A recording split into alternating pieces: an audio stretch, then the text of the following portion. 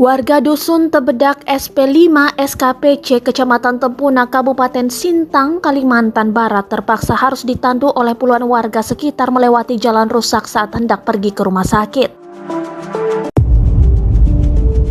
Lulut terpaksa ditandu oleh warga lantaran ruas jalan poros SKPC rusak. Total 28 orang yang bergantian menandu tubuh Lulut melewati jalan poros selama 2 jam.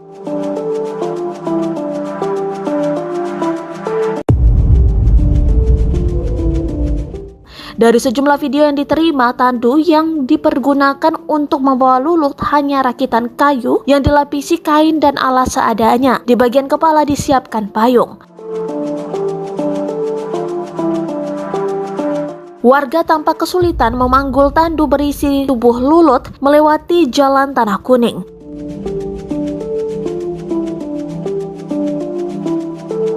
Warga bergantian menandu Lulut sampai ke titik jalan yang bisa dilewati oleh kendaraan. Lulut dibawa ke RSUD ADM Joen Siantang.